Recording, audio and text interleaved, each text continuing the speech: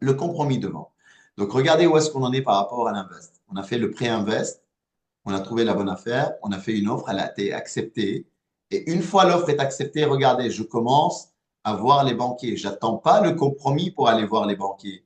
Vraiment, la partie des banques, elle se passe en parallèle ici. Donc, tout se passe en parallèle ici. Vous suivez les modules et vous le faites en parallèle. Donc, pendant que tu attends les accords de crédit, le notaire va t'appeler pour signer un compromis. Et peut-être c'est le moment d'aller peut-être faire des devis travaux. S'il y a des devis travaux, c'est le moment d'aller euh, appeler ton courtier d'assurance pour qu'il commence à te préparer les meilleures assurances. OK? N'attends pas après l'acte pour commencer à faire les devis, les assurances et tout ça. Donc, tu peux faire des choses parfois en parallèle. Maintenant, c'est le compromis. Alors, le compromis de vente, c'est quoi la différence entre un achat et un compromis? Le compromis, c'est quelque chose qui fait 20-25 pages.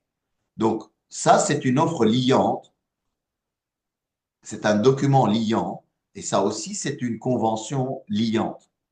Mais là, maintenant, on va être plus dans les détails du bien. Est-ce qu'il y a d'autres choses que tu mets pas dans l'offre? Est-ce qu'il y a des droits de préemption? On doit mettre l'urbanisme. On a dit qu'il n'y ait pas d'infraction urbanistique, mais il y a 5-6 pages sur l'urbanisme, l'affectation du bien, où il se trouve, combien d'unités sont reconnues. Donc là, on rentre dans tous les détails, le PEB détaillé de chaque bien, le loyer détaillé de chaque bien.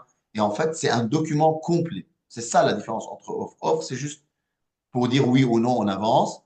Et là, on complète vraiment une sorte de un acte authentique. Tout le document acte préalable, c'est un projet d'acte rempli avec plein de conditions du bien et tout ça. C'est quand même un document intéressant, mais ce n'est pas nécessaire. Vous pouvez signer une offre. Si vous avez votre accord de crédit, vous pouvez dire au notaire directement commence le projet d'acte. Je n'ai pas besoin de signer un compromis et tu peux signer directement un acte.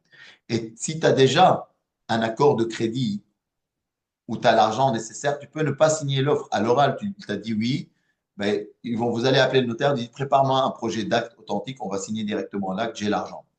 Et tu peux verser l'argent déjà chez le notaire, il commence à faire l'acte, ainsi de suite. En fait, l'offre, le compromis et l'acte, vous pouvez les signer ce qu'on appelle sous seing privé, c'est-à-dire en dehors de chez le notaire.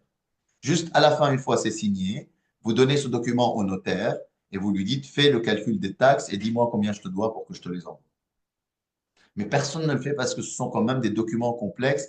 Il faut que tu aies minimum 10-15 ans d'expérience dans la matière pour pouvoir le faire. Et puis, toi, peut-être tu es confiant, mais la personne en face n'est pas confiante. Il lui faut un notaire. OK? Donc, c'est ça la différence. L'offre, c'est un petit document. Le compromis, ça devient un document un petit peu plus complet. Lorsque l'offre d'achat est acceptée par le vendeur, il faut en parler à son notaire pour qu'il puisse débuter les formalités pour signer le premier document. Il n'est pas indispensable, mais important, le compromis de vente. Le compromis de vente est souvent à tort considéré comme un écrit n'étant pas important. Cependant, dès que les parties ont signé, chacun est définitivement engagé. Ok. Mais l'offre aussi, elle nous engage. Alors, astuce de main. Il est préférable de signer le compromis de vente chez le notaire. Je vous ai dit tout à l'heure qu'on peut signer le compromis entre nous. Ça m'est déjà arrivé avec quelqu'un que je fais confiance, il veut acheter un bien. On a signé le compromis, on a envoyé le compromis signé chez le notaire. Donc, vous pouvez le signer en dehors du notaire. Mais, vu que je l'ai signé en dehors du notaire, il est préférable de signer le compromis de vente chez le notaire ou chez l'agent immobilier. Vous savez, on peut le signer chez l'agent immobilier aussi.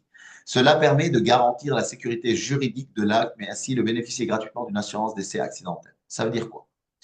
Ça veut dire, si tu signes le compromis chez un agent immobilier ou chez le notaire, et il y a quelque chose qui t'arrive, un décès accidentel ici, entre le compromis et l'acte, ben, il y a une assurance de chez le notaire ou de chez l'agent immobilier que tu n'as pas si tu signes en dehors de chez eux, qui dit, nous, on paye 250 000. Si le bien, il coûte 250 000, ben, l'assurance va payer 250 000 et ta femme va récupérer le bien net, gratuit. C'est payé par l'assurance. OK? Donc, si tu décèdes entre le compromis et l'acte, il y a une bonne et une mauvaise nouvelle. La bonne nouvelle, c'est que c'est ta femme qui va hériter gratuitement et tes enfants gratuitement un bien à 250 000, magique. Il n'y a pas de crédit à rembourser. La mauvaise nouvelle, c'est à 95%, c'est ta femme qui t'a tué. C'est impossible que tu meures entre le compromis et l'acte. Il y a quelque chose qui est arrivé. Donc, on signe toujours les compromis chez les notaires. Bravo, guys.